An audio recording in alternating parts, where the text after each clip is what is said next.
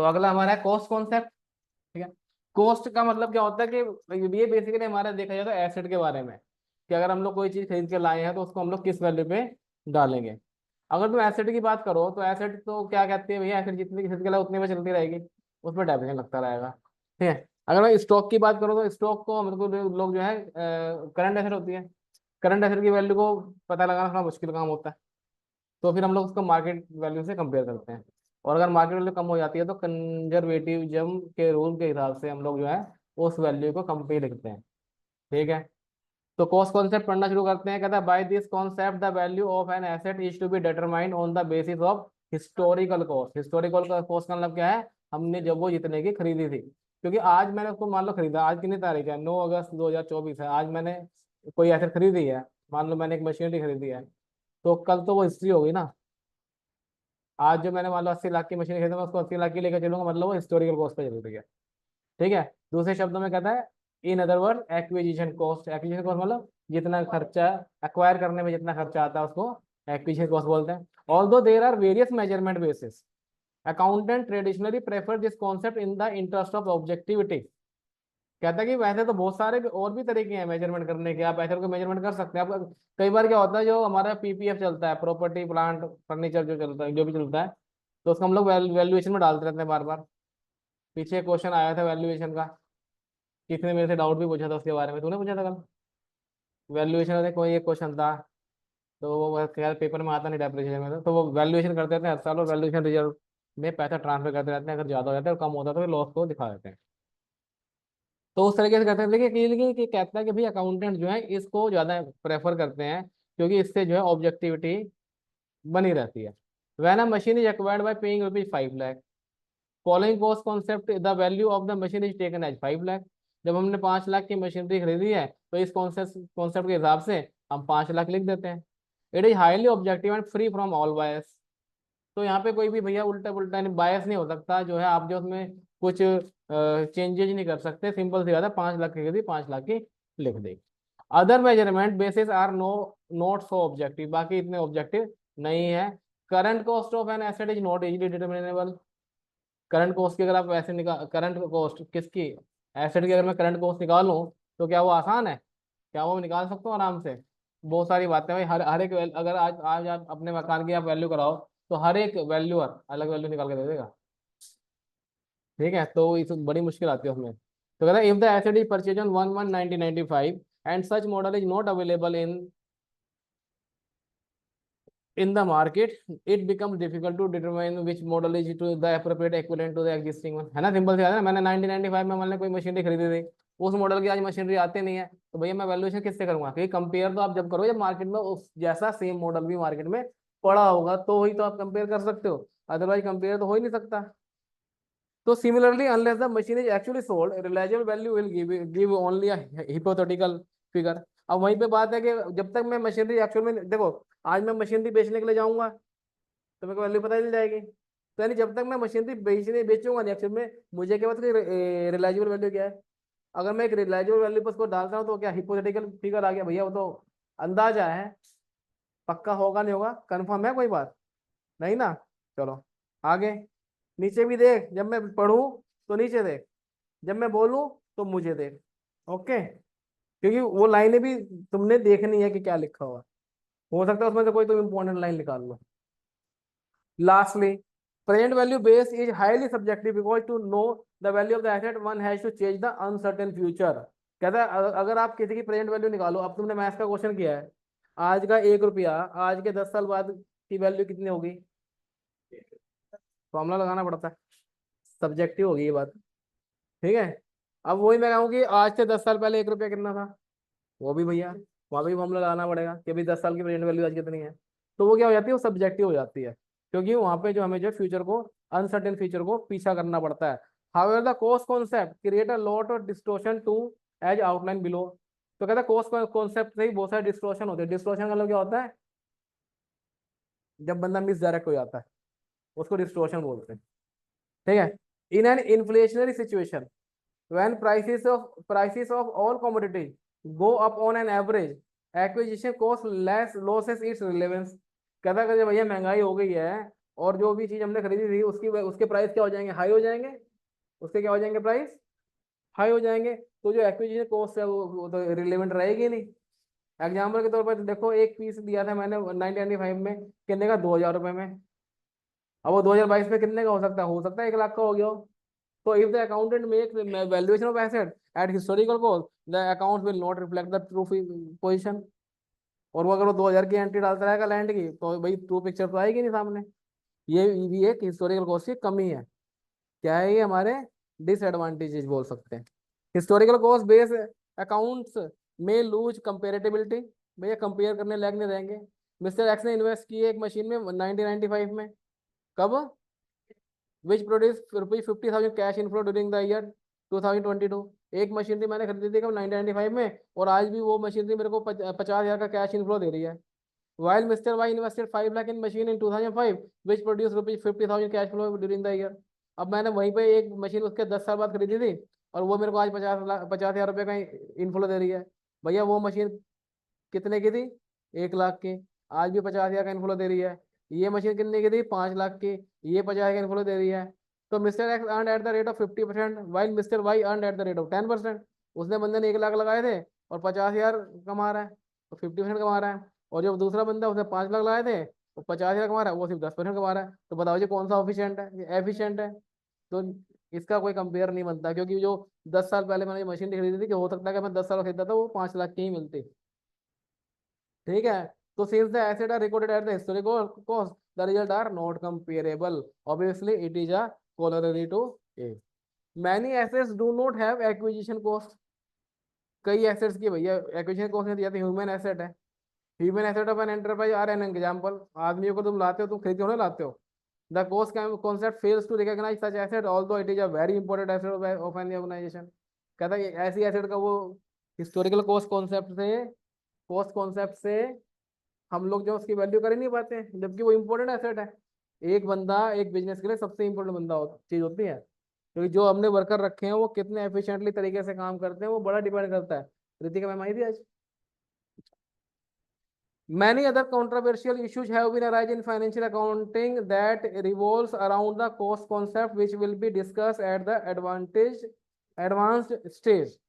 कहता और भी बहुत सारे कंट्रोवर्सी इशू आ जाते हैं फाइनेंशियल अकाउंटिंग में, बहुत सारे कंट्रोवर्सी हो जाती है जो कि कॉस्ट कॉन्सेप्ट की वजह से होते हैं। तो however later on we shall see that in many circumstances, बाद में देखेंगे कहाँ कहाँ पे आते हैं। The cost convention is not followed, कहाँ कहाँ पे जो है कॉस्ट कॉन्सेप्ट को हम लोग फॉलो नहीं करते हैं। See convergent concept for an example which will be discuss later on this. जैसे कि हमारा जो कंजर्वेटिज्म का जो है, मैंने बताया कि हम लोग मार्केट वैल्यू और book value which average lower पे हम लोग रिकॉर्डिंग करते हैं। तो ये कंजर्वेटिज्म भी बोलता है कि आपके जो एंटीसिपेटेड लॉसेस हैं उनको आपने रिकॉर्ड करना है, उसी के ब्याज पे हम लोग जो है एसेट की वैल्यू कम वैल्यू पे डालते हैं उसके अंदर। तो वहाँ पे कॉस्ट कॉन्सेप्ट फॉलो नहीं किया जाता। अगला आ गया रियलाइजेशन कॉन्सेप्ट। अब रियलाइजेशन कॉन्सेप्ट क्या कहता है भैया, कॉस्ट कॉन्सेप्ट का कॉस्ट बता रहा था, रियलाइजेशन कॉन्सेप्ट क्या बताएगा कि कितने का बिकेगा, इसका अंदाजा कैसे लगाएंगे वो। It closely follows the cost concept. Any change in value of an asset is to be recorded only when the business realizes it। कहता भाई एसेट की वैल्यू में क्या चेंज आप जब भी रिकॉर्ड करो जब बिजनेस उसको बेचे। When an asset is recorded at its historical cost of rupees 5 lakh and even if its current cost is 15 lakh, such change is not counted unless there is a certainty that such change will materialize।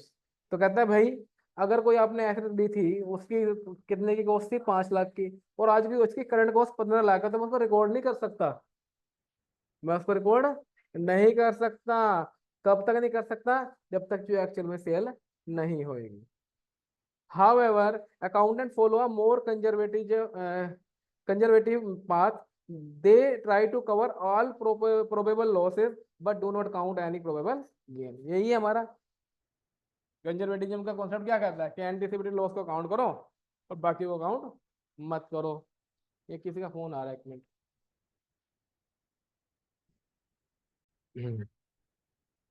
कहाँ पे थे, हाँ, तो हमने कहा कि जो anticipated loss है उसको हम लोग काउंट करेंगे, और जो हमारे प्रोबेबल गेन है उनको हम लोग काउंट नहीं करेंगे। That is to say if accountant anticipate decrease in value they could they count it, but if there is increase in the value they ignore it under it is realise. ठीक है, समझ में आ गया point. Economics are highly critical about the realisation concept. अब जो economics होते हैं उनको ये कॉन्सेप्ट बिल्कुल पसंद नहीं है। According to them this concept create value distortion and makes accounting meaningless. तो उनके हिसाब से कहते हैं भैया इससे जो डिस्टोर्शन हो जाता है और जो अकाउंटिंग है वो तो बिल्कुल मीनिंगलेस हो जाती है। एग्जाम्पल देखो, मिस्टर एक्स परचेज करता है एक पीस ऑफ लैंड 11,1995 पे, 2,000 रुपये देता है, उसकी करंट वैल्यू इस टाइम 1,02,000 है 31 दिसंबर 2022 को। Should the accountant show the land at rupee 2,000, follow cost concept and ignoring 1 lakh value increase since it is not realized? If he does so, the financial position ऐसी रहेगी। भैया वो कह रहा है अगर अकाउंटेंट 2,000 को बोला 2,000 ही तो पड़ी रहेगी, बैलेंस शीट में भी 2,000 पड़ी रहेगी, लेकिन अगर जो उसको चेंज करता है तो वहां पे क्या आ जाएगा, अनरियलाइज गेन आ जाएगा 1 लाख रुपए का प्रॉफिट आ जाएगा ना। इसको हम लोग क्या बोलते हैं, रिवैल्यूएशन रिजर्व भी बोलते हैं हम लोग इसको। ठीक है, now days the revaluation of asset has become a widely accepted practice when the change in value of permanent nature. क्या पढ़ा मैंने बता, ये बताएगा, रुक जा पहले ये पढ़िए, पढ़ के बताया मैं कहाँ पे था,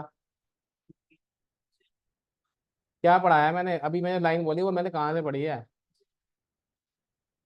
हाँ तो मैं कह रहा हूँ भाई वहां पे उंगली भी रख के बैठो, वो लाइनें पढ़ के आनी आगे, क्योंकि जब तुम मेरे साथ साथ पढ़ोगे आधी से ज्यादा तो वैसे ही समझ में आ जाएगी, फिर मैं बताऊंगा तो ज्यादा समझ में आ जाएगी। नहीं, मैं जो कह रहा हूँ मेरे जो इंस्ट्रक्शन है बस वो फॉलो होने जो जिंदगी में सबसे ज्यादा जरूरी है, बाकी सब कुछ मिथ्या झूठ है। हाँ ऐसे करके कर, यही होता है पढ़ने का तरीका, ये का तरीका होता है ऐसे झुक के बैठा हो। ठीक है, तो हाँ तू कुछ डाउट पूछ रहा था। रिवैल्यूएशन रिजर्व, इसको हम लोग रिवैल्यूएशन रिजर्व में डालते हैं, यहाँ पे अनरियलाइज्ड गेन लिखा हुआ है, इसको हम लोग रिवैल्यूएशन रिजर्व बनाते हैं। यही कह रहा है नाउ डेज रिवैल्यूएशन जो हम लोग जो है एक्सेप्ट करते हैं प्रैक्टिस में, accountant adjust such value change through creation of revaluation reserve, ये लिखा हुआ नीचे। ठीक है, और रिवैल्यूएशन रिजर्व हमारा कैपिटल रिजर्व होता है, और कैपिटल रिजर्व का हम लोग जो है कभी भी जो बोनस वगैरह के लिए डिस्ट्रीब्यूशन नहीं करते। ठीक है, thus this going concern cost concept and relation concept gives the valuation criteria। अब आ गया dual aspect concept. Dual aspect concept क्या कहता है, कहता है कि अगर आपके बिजनेस में कोई भी ट्रांजेक्शन हुई है तो उसके दो पहलू हैं, जैसे आपके सिक्के के दो साइड होती हैं, हेड एंड टेल, तो वैसे ही एक एंट्री डेबिट और एक एंट्री क्रेडिट होती है। आगे बात समझ में। ठीक है, तो ये कॉन्सेप्ट ये कहता है this this concept is the core of double entry book keeping. Every transaction और इवेंट हैज टू एस्पेक्ट। पहला, जैसे कि it increase on one asset and decrease other asset. अब जैसे मैं मशीनरी लाया खरीद के, मशीनरी आई, कैश गया, तुम्हारी एक एसेट बढ़ी एक एसेट घटी। It increase an asset and simultaneously increase liability. एक एसेट लाया उधार पे लेके आ गया, ये एसेट कम हुई और दूसरी बढ़ गई, मैंने एक एसेट बेची और कैश आ गया। ठीक है, it decreases one asset decrease liability. हमने किसी लाइबिलिटी के बदले में एसेट दी, जैसे क्रेडिटर्स को हमने मशीनरी दे दी, creditors account debit to machinery. ठीक है, alternative it increase one liability decrease other liability.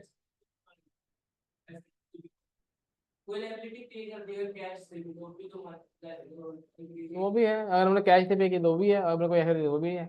Alternative वगैरह, it increase one liability decrease other liability.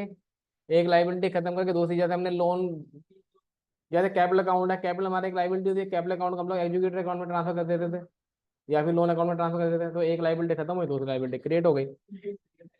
ठीक है, it increase liability increase an asset, कहता है लाइबिलिटी बढ़ रही है एसेट भी बढ़ रही है, वो तो पता ही है तुम्हें, एसेट तो उधार पे लेके आ गए। ठीक है, it decrease liability increase other liability, कहता है एक लाइबिलिटी कम हो रही है, तो वही वाला पॉइंट आ गया, it decrease liability decrease an asset, asset भी कम हो रही है लाइबिलिटी भी कम हो रही है, ये भी वाला पॉइंट आ गया। ठीक है, अब इन्होंने एक बैलेंस शीट बना के दी, हमको एग्जांपल दिया capital, bank loan, other loan, machinery, cash. अब ट्रांजेक्शन कह रहा है एक मशीन परचेज की है 50,000 रुपये कैश में दिए हमने। ठीक है, तो हम लोग क्या करेंगे, कैश में से 50,000 घटाएंगे और मशीनरी में 50,000 जोड़ देंगे। एक नई मशीन हमने 50 की उधार पे, कैश पेड हमने बाद में देना है, तो मशीनरी में 50,000 जोड़ जोड़ जोड़ देंगे, क्रेडिटर में 50,000 जोड़ देंगे। कैश पेड की हमने बैंक लोन दे दिया है, तो बैंक लोन में से हम लोग 50,000 घटा देंगे और अपना कैश में से 50,000 घटा देंगे। क्या हमने एक बैंक लोन ले लिया है, तो हम बैंक में बढ़ा देंगे 50,000 और लोन में बढ़ा देंगे 50,000। ठीक है, चलो जी आगे, तो ये तुम कर ही लोगे। कौन सा बी वाला, मशीनरी हम लोग उधार पे लेके आए हैं, तो मशीनरी हमारी आएगी 50,000 में, मशीनरी बढ़ जाएगी और इधर क्रेडिट में 50,000 आ जाएंगे। Cash is to be paid later on, cash जो है बाद में पे किया जाएगा, इज टू बी पेड किया जाएगा, हुआ नहीं है। तूने अंग्रेजी की टांग गलत पकड़ी होगी यहाँ पे। अब देखो इलस्ट्रेशन नंबर 1, पेज नंबर 1.45 पे, बोलो एनी डाउट अनिकेत। चलो जी शुरू से देखते हैं। ए वाले में हमारा था, मशीन हमने परचेज की, मशीनरी में 50,000 जुड़ गए, कैश में से 50,000 घट गए। फिर हम लोग मशीन उधार पे लेके आए, मशीनरी में 50,000 जुड़ गए, लाइबिलिटी में 50,000 बढ़ गए। और कुछ डाउट है? कैश में क्या कह रहा है? अरे ये बाद की ट्रांजेक्शन है, बैलेंस शीट पहले दे रखी है, ये तो हमें पता है ट्रांजेक्शन क्या इफेक्ट पड़ेगा भाई। इसमें एड लेस होंगे ना, क्या क्या डाउट बना लेता है, कुछ भी क्रिएट कर लेता है। चलो आ जाओ पेज नंबर 1.45 पे। पेज नंबर 1.45 पे कह रहा है अकाउंटिंग इक्वेशन बनाओ। आती है अकाउंटिंग इक्वेशन बनाने? क्या होती है? Asset equal to liability plus capital. अब पहली कैपिटल है 1 लाख, फिर 12% बैंक लोन है, ओपनिंग 1 लाख है, क्लोजिंग 1 लाख है। कैपिटल में उन्होंने क्वेश्चन मार्क लगा रखा है, इसका मतलब है कि हमें क्लोजिंग कैपिटल निकालनी पड़ेगी। क्लोजिंग कैपिटल निकालने के लिए हमें जब प्रॉफिट निकालना पड़ेगा। आगे ट्रेड पेबल दे रखा है, फिक्स एसेट दे रखा है, ट्रेड रिसीवेबल दे रखा है, इन्वेंटरी दे रखी है, कैश एंड बैंक दे रखा है। सिंपल ज्यादा, दोनों बैलेंस शीट बना दो। नई वाली बैलेंस शीट बनाओगे जो, वो बैलेंस शीट है तुम्हारा कैपिटल आ जाएगी। ठीक है, इक्वेशन से भी बन जाएगी, इक्वेशन से बनाओ अपनी सारी जो है, सारी की सारी एसेट इधर रखो लेफ्ट साइड पे, सारी लाइबिलिटी कैपिटल राइट साइड पे, और दोनों साइड लिख के बराबर कर दो। चलो जी अब आ जाओ सीधा कंजर्वेटिज्म के रूल पे। तो कंजर्वेटिज्म क्या है? क्या कंजर्वेटिज्म कोई प्रिंसिपल है? क्या है?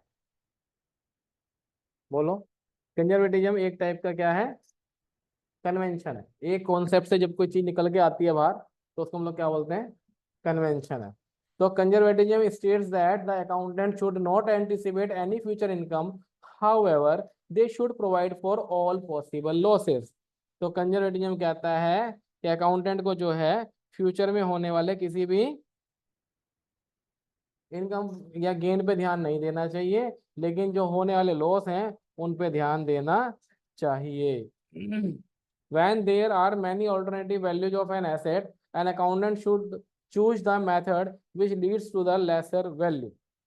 तो जब ये हम लोग जो है वैल्यू करते हैं एसेट की, किसी भी अल्टरनेटिव, तो अकाउंटेंट को जो है मेथड लगाना चाहिए कि हम लोग जो है किससे हम लोग जो है हमने कौन सी लेसर वैल्यू उठानी।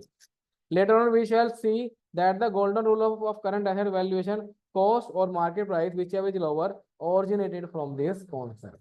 तो इस कॉन्सेप्ट से हमारा क्या निकलता है? कॉस्ट या market value whichever is lower की बात निकलती है। The realization concept also states that no change should be counted unless it has materialized. तो रियलाइजेशन कॉन्सेप्ट यही कहता है कि आप एसेट में जब तक चेंज मत करो जब तक कि वो एक्चुअल में बिक नहीं जाती। द कॉन्सेप्ट कंजर्वेटिव कॉन्सेप्ट, ये भी ये कॉन्सेप्ट ही कह रहे हैं, वैसे होता कन्वेंशन ही है, पर कॉन्सेप्ट क्या है, तो कॉन्सेप्ट ही कहना है भाई। The conservatism concept puts a further brake on it, इस पे ब्रेक लगा देता है। किस पे? रियलाइजेशन के कॉन्सेप्ट पे। It is not prudent to count unrealised gain, but it is desirable to guard against all possible losses. तो कहता है भैया ये जरूरी नहीं कि आप गेन को काउंट करें, आप लॉस के खिलाफ काउंटिंग करें और उसके खिलाफ शील्ड बनाए कोई, जिससे कि बिजनेस बच सके। For the concept, for this concept, there should be at least three qualitative characteristics of financial statement, namely prudence, neutrality, and faithful representation. तो प्रूडेंस क्या कहता है? प्रूडेंस का मतलब क्या होता है? प्रूडेंस का मतलब होता है समझदारी, कि अगर जो मुसीबत के समय तुम क्या डिसीजन लेते हो, वो हमारी क्या कहलाती है? समझदारी। तो judgement about the future possible loss, future possible future losses which are to be guarded as well as gains which are uncertained। तो कहता है भैया आप जो जजमेंट लगाओ कि आपको जो फ्यूचर लॉसेस होने वाले हैं उनसे कैसे बचाव हो, और गेन्स जो अनसर्टेन है उनको कैसे डील करना है। न्यूट्रलिटी, न्यूट्रल मतलब अनबायस, मतलब कि क्या बोलते हैं उसे, इंडिपेंडेंट डिसीजन। ठीक है, unbiased outlook is required to identify the record such possible losses as well as to exclude uncertain gain. अब देखो असल में क्या होता है, कई बार जो होते हैं बिजनेस जो होते हैं यार, सोचते हैं यार अगर मैंने अपनी चीज की वैल्यू कम दिखाई मार्केट में तो मेरी तो मार्केट गिर जाएगी, है ना। इस डर से लोग बाग क्या करते हैं, उस चीज को दिखाते ही नहीं है, शो ही नहीं करते, डरते हैं कि मेरी कंपनी की वजह, तो वो बायस हो जाता है डिसीजन। वो कहता है आप इंडिपेंडेंट डिसीजन लो। अगर आपको लगता है भैया लॉस होने वाला है तो उसको आप आइडेंटिफाई करो, आप उसको रिकॉर्ड करो, और अगर लगता है गेन होने वाला है तो उसको हटाओ। आ गया faithful representation of alternative usages. और आप उनके ऑल्टरनेटिव यूज कौन कौन से हैं, अंडर ऑल्टरनेटिव वैल्यूज कौन कौन से आप ले सकते हैं, उसके बारे में भी फेथफुल रिप्रेजेंटेशन करो। फेथफुल मतलब विश्वास करने लायक representation. This concept is of wider importance to investor since they would need to take a decision about their money being invested in the business. तो ये जो कॉन्सेप्ट है इसकी इंपॉर्टेंस क्या है, इन्वेस्टर्स के लिए है, क्योंकि इसमें डिसीजन मेकिंग का पंगा बढ़ता है। भैया वो उन्होंने पैसा लगाना बिजनेस में, अब वो ले ना ले उनको पता चलेगा। तो recording future profit when these have not been earned would suggest that the business is booming and the investor would be tempted to put more money into the same। अब अगर हम लोग फ्यूचर प्रॉफिट रिकॉर्ड कर लेंगे तो क्या लगेगा, भैया बिजनेस तो बूम कर रहा है, बिजनेस जो है बहुत मोटा पैसा कमाने वाला है, और इन्वेस्टर क्या रहेंगे आके जो उसमें पैसे लगा देंगे। लेकिन क्या जब असल में वो पक्का है, वो तो अनसर्टेन है। फ्यूचर का प्रॉफिट देखो, फ्यूचर का लॉस भी अनसर्टेन है, लेकिन तुम्हें लॉस से बचाव करते हो ना। अगर जैसे मान लो तुम्हें पता है कि आग लगेगी, आग क्या सर्टेन है, अनसर्टेन है, लेकिन उससे बचाव के साधन तो रखे जाते हैं। वही बात है ये। कहाँ पे थे हम लोग। However, eventually, if the profit is not earned, the investor are likely to lose their investment। और वहीं पे अगर जो वो प्रॉफिट नहीं कमा पाते हैं तो भैया वो तो पैसे डूब जाएंगे इन्वेस्टर के। At the same time, if the entity expect to make a loss in future, it is prudent to show that loss in the books in present itself। और वहीं पे अगर जो बिजनेस को लगता है कि भैया फिर लॉस होगा फ्यूचर में, तो ये समझदारी है कि आप उसको जो अभी उसको रिकॉर्ड कर दो। This act as a safeguard for the investor as they would have been prudent to make the investment decision। तो ये इन्वेस्टर के लिए क्या हो जाएगा, एक टाइप का सेफ गार्ड हो जाएगा, जिससे कि वो अपना इन्वेस्टमेंट का डिसीजन ले सके। For example mister X run a business of computer. Mister X क्या करता है, बिजनेस चलाता है किसका, कंप्यूटर्स का। He purchase 10 computers at cost of ₹20,000 each and is expecting to be able to sell this computer at the current market price of ₹25,000। तो x जो है बिजनेस चला रहा है कंप्यूटर का, उसने जो है 10 कंप्यूटर खरीदे हैं ₹20,000 ईच के हिसाब से, और उसने जो है मार्केट में एक्स सोच रहा है कि भाई मैं ₹25,000 का बेच दूंगा। अभी क्या सोच रहा है, एक्सपेक्ट कर रहा है कि भाई बेच दूंगा मैं 25,000 का, ₹5,000 में पर कंप्यूटर कमा लूंगा। Note that the conservative principle does not allow the recognise the profit on the computer unless the sale has been made. तो कंजर्वेटिव में कहता है भैया आप जो है प्रॉफिट को काउंट नहीं कर सकते, रिकॉग्नाइज नहीं कर सकते, पहचान नहीं सकते, जब तक कि वो एक्चुअल में सेल नहीं होता। Since this is a future profit, mister X needs to follow a prudent approach while recording the transaction in his book and ignore the profit until it is earn. तो उसको जो है ये एक future profit है, और mister x के लिए जरूरी है कि वो समझदारी से की अप्रोच ले, और जो है अपनी बुक्स में इस ट्रांजैक्शन की रिकॉर्डिंग ना करे, इग्नोर कर दे जब तक कि एक्चुअल में मिलता नहीं है। कि सिंपल क्या है ना, क्या वो ऐसे डाल सकता है कि मैं by profit and loss account, ऐसे कुछ एंट्री कोई पे डाल सकता है, प्रॉफिट होने वाला है मेरे को, कंप्यूटर अकाउंट बनाया, उसमें लिख दिया टू बैंक और टू सर्वे टू P&L, 22 में बैलेंस शीट 25,000, क्या ऐसा पॉसिबल है, नहीं possible. However, before sale, the market price of computer declined to 17,000. Under the conservative approach, Mr. X needs to recognize that loss of 3,000 per computer, even though the sale has not been made। लेकिन कहता है वहीं पे अगर उसको लगता है कि भाई ₹17,000 का कंप्यूटर हो जाएगा, 20,000 का खरीदा था, 17,000 का कंप्यूटर हो जाएगा, मतलब 3,000 का उसका पर कंप्यूटर लॉस हो जाएगा, तो उसको ये चीज रिकॉग्नाइज करनी चाहिए। और रिकॉग्नाइज करने का मतलब है कि ये चीज उसको रिकॉर्ड करनी भी चाहिए, चाहे उसने सेल की है चाहे नहीं की है। Many accounting authors, however, are of the view that conservatism essentially leads to understatement of income and wealth, and it should not be the basis for preparation of financial statement। लेकिन बहुत से accounting authors कहते हैं कि भैया ये जो conservatism का जो रूल है, कॉन्सेप्ट है, कन्वेंशन है, ये बिजनेस की जो इनकम होने वाली उसको अंडर एस्टिमेट कर देता है। ठीक है, अंडर स्टेटमेंट चली जाती है, उसमें बेकार का लॉस दिखाना शुरू कर देते हो, तो ये जो सही तरीका नहीं है, ये बहुत सारे अकाउंटिंग ऑथर बोलते हैं। चलो अगला आ गया हमारा कंसिस्टेंसी। कंसिस्टेंसी का मतलब क्या था कि जब आप एक अकाउंटिंग पॉलिसी को यूज करते हो तो उस अकाउंटिंग पॉलिसी को रेगुलर यूज करो। ये नहीं कि एक साल तो आपने लगाया WDV का मेथड, 1 साल आपने लगा दिया SLM का मेथड, तो भाई वो तो फिर पंगे होंगे होंगे, फिर तो कंसिस्टेंसी नहीं आई। तो कंसिस्टेंसी होना जरूरी है, जिससे कि आपके जो है सही रिजल्ट निकले फाइनेंशियल स्टेटमेंट के। In order to achieve comparability of financial statement of an enterprise through time, the accounting policy are followed consistently from one period to another. A change in an accounting policy is made only in certain exceptional circumstances। तो कहता है अगर आप compare करना चाहते हैं अपनी financial statement का टाइम के हिसाब से, तो अकाउंटिंग पॉलिसी जो है कंसिस्टेंटली होनी चाहिए एक पीरियड से दूसरे पीरियड में। कोई भी अकाउंटिंग पॉलिसी के चेंज करने से आपके जो है कुछ एक्सेप्शनल सर्कमस्टांसेस बन जाते हैं। The concept of consistency is applied particularly when alternative methods of accounting are equally acceptable. For example, a company may adopt any of several methods of depreciation, such as written down value method, straight line method, etc. Likewise, there are many methods for valuation inventory, but the following the principle of consistency is advisable that the company should follow consistently over years the same method of depreciation or the same method of valuation of inventory, which is chosen। तो हमारा consistency बोलता है example के तौर पे भी, कोई company के पास बहुत सारे मेथड है डेप्रिसिएशन के, WDV के, SNM के, तुमने और भी देखे थे, सम ऑफ डिजिट मेथड, ठीक है, डेप्लेशन मेथड, आउटपुट मेथड, बहुत सारे मेथड थे। तो आप जो भी मेथड लेते हो, इन्वेंट्री के भी बहुत सारे वैल्यूएशन के मेथड, तो आप भी जो भी लेते हो, वो ये नहीं कह रहा कि पर्टिकुलर आप यही रूल अपनाओ, वो कहता है आप जो भी लेते हो, जो भी आपने प्रिंसिपल यूज किया उसको कंसिस्टेंटली बहुत सालों तक यूज करो, जब भी आप जो है उसको कंपैरिजन कर सकते हैं। However, in some cases, though there is no consistency, they may seem to be inconsistent apparently। तो कहता है अगर वहाँ पे जो कंसिस्टेंसी नहीं होगी तो वहाँ पे कंसिस्टेंसी नहीं दिखाई देगी, लेकिन वो कंसिस्टेंट लगते हैं। In case of valuation inventory, if the company apply the principle at cost of market price whichever is lower, and if this principle accordingly results in the valuation inventory in 1 year at cost price and the market price in other year, there is no consistency here। कहते हैं लेकिन अगर मैं ये वाला rule use करता हूँ, cost of market price which है जो लोअर, तो 1 साल तो भैया हमारी कॉस्ट कम थी, हमने कॉस्ट ले ली, दूसरा साल हमारी मार्केट वैल्यू कम थी तो हमने मार्केट वैल्यू ले ली। तो ये कंसिस्टेंसी कहाँ रही, यहाँ पे कंसिस्टेंसी नहीं रही। It is only an application of the principle, but the concept of consistency does not imply non flexibility as not to allow the introduction of improved method of accounting। तो अगर भाई consistency का concept ये नहीं कहता कि वही rigid नहीं है, कंसिस्टेंसी का जो कॉन्सेप्ट है वो रिजिड नहीं है कि आपने एक रूल लगाया तो आप एक ही को लगा के रखो।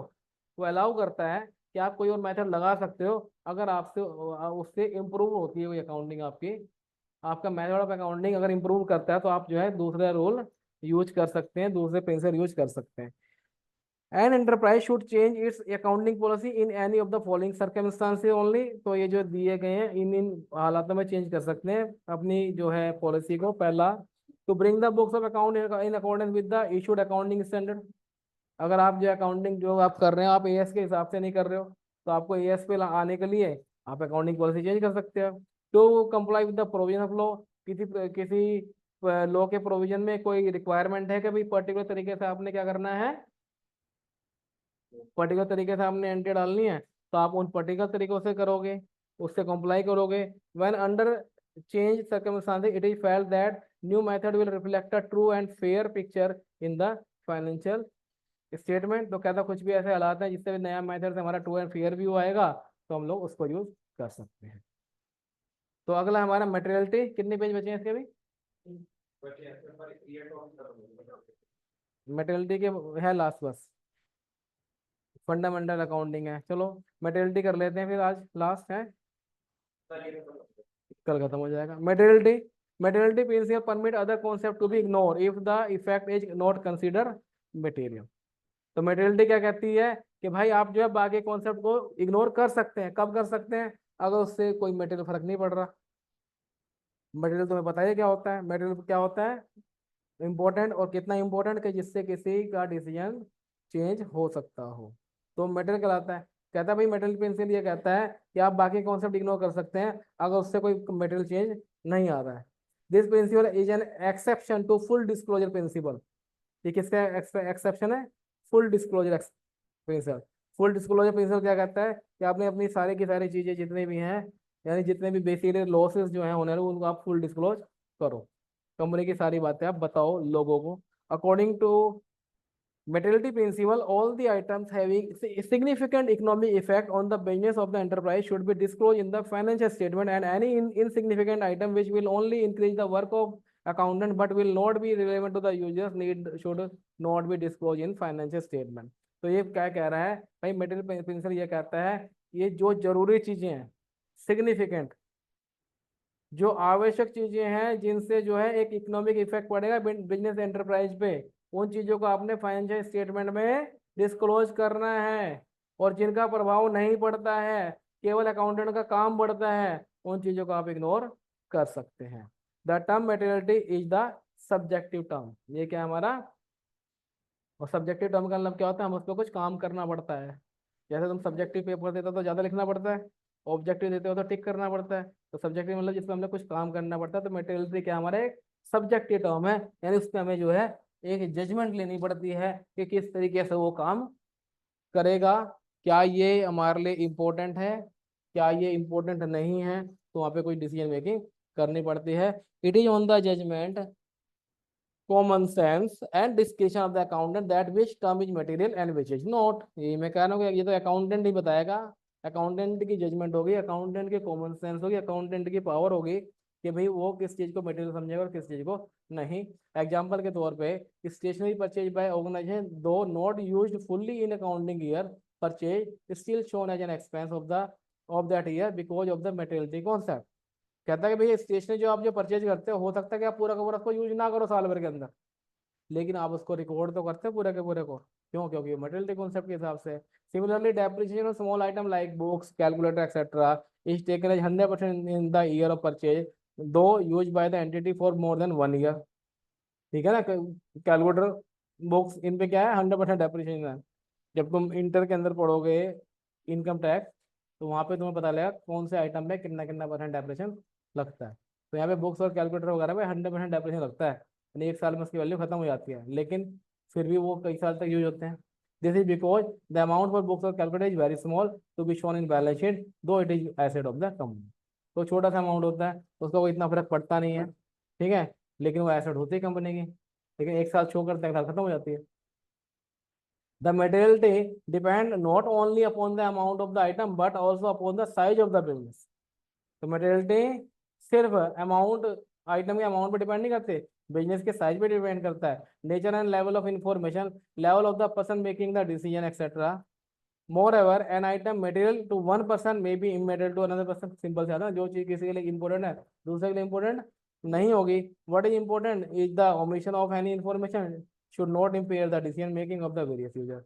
तो कोई चीज अगर हो सकता है कोई इंपॉर्टेंट इंफॉर्मेशन है, लेकिन अगर उसको ना भी डालो तो हो सकता है उससे किसी का डिसीजन पे कोई फर्क ना पड़े। ठीक है, आगे बात समझ में। तो यहाँ पे हमारे सारे प्रिंसिपल कन्वेंशन कॉन्सेप्ट खत्म हो गए। ठीक है, चलो इसका कल लास्ट पार्ट करेंगे, समाप्त कर देंगे लास्ट।